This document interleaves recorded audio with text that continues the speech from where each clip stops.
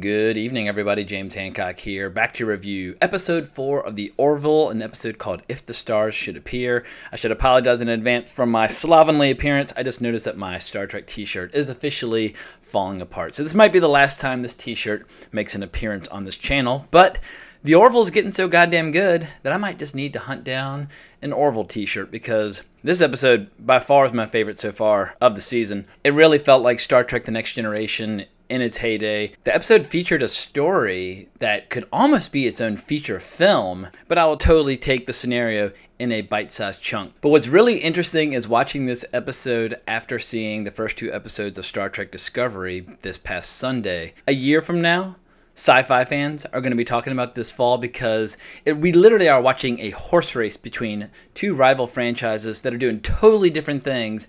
And if I had to make a comparison between the two, I would say that Star Trek Discovery is a lot like eating grilled chicken with steamed vegetables. Really good for you, but not necessarily the most exciting.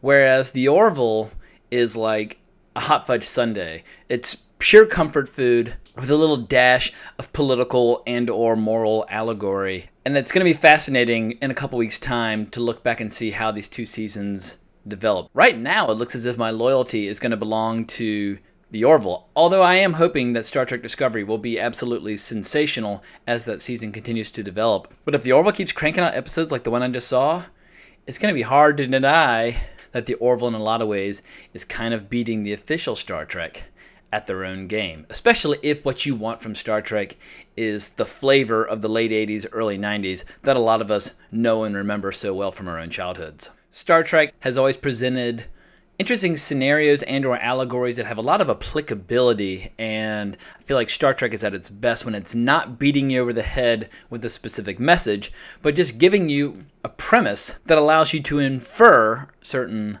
lessons or ideas. This is a classic setup where the crew of the Orville meets a culture that is so busy fighting amongst themselves that they are oblivious and ignorant of the fact that they are on essentially a dead ship that is hurtling toward a star. So no matter what they're arguing about when it comes to the nature of their reality or what kind of society in which they choose to live, the fact remains their entire world as they know it is going to be gone in 6 months' time if they don't cease their bickering and come to terms with the true nature of their existence. So while that might sound pretty heavy-handed, what I loved about this episode is that it had no shortage of humor, but also just had great designs and great ideas. When the Orville first discovers this giant hulking ship that's several thousand years old, we have this great sense of scales. We see the Orville right up next to the ship, and the camera pulls way back, and we see that the size of the thing, it's basically New York City floating around in space. And what's interesting is that inside there's basically like a biodome where people have been living for thousands of years,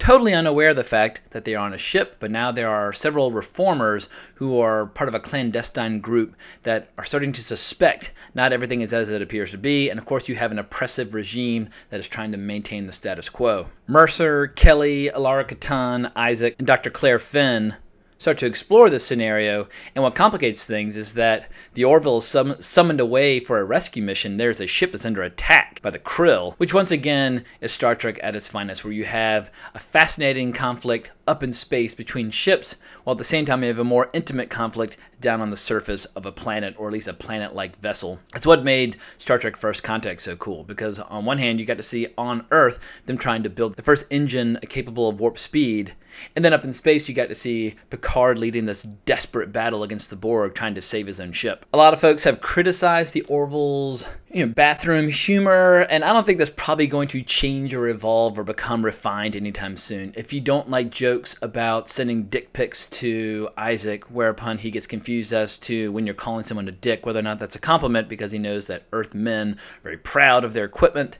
like that is definitely the adolescent humor that the show has adopted. So you can either embrace it and wrap your arms around it, or you can just ignore it. But for me, every once in a while, some of these jokes really fucking land, so I'm totally fine with it. Especially when we see in this battle with the Krill where Lamar comes up with a strategy for defeating this enemy vessel, and after taking it out, he just jumps up and goes, "Boom, bitch!" And you're never going to see that happen in Star Trek, the original series. You're never going to see that happen in Star Trek, the Next Generation. You might see something a little bit more dorky, but It's just very refreshing for a show like The Orville to let its hair down and let Lamar say boom, bitch, because that's exactly what you'd be feeling after you blast some motherfucker out of space. Another thing I liked about this episode is getting to see Kelly Grayson and Alara Katan have a little bit of like a girl bonding session as they're walking along. Granted, it gets interrupted by two guys with shotguns who take them out, and we learn that Alara Katan, while strong as, well, I don't know exactly how strong, but basically she's like as strong as a damn superhero.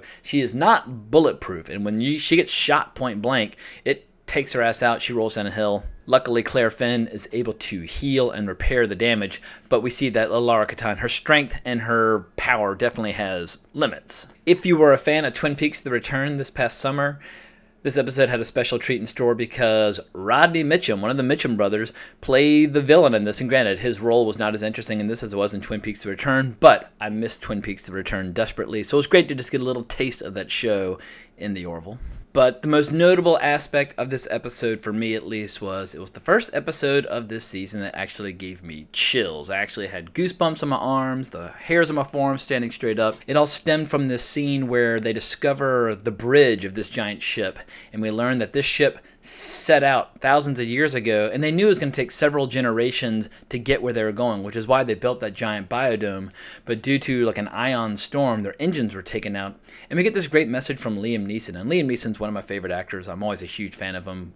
Pretty much whatever he does, I'll at least give it a shot. But when we learn that Isaac is going to be able to repair the ship, and that the Union is going to send some people to this giant ship to help people, A, understand how to fly their own vessel, but reclaim their own destiny.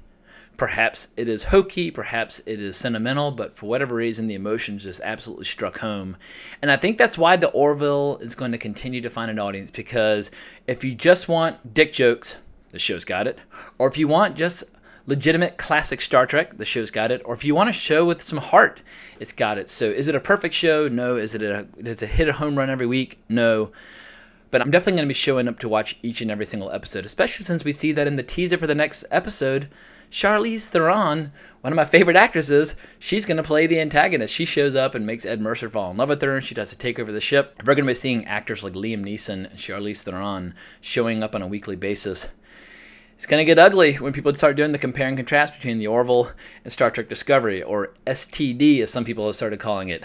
I am not one of the people that has been bashing Star Trek Discovery. There are a lot of people this past weekend who were mercilessly ripping it to shreds.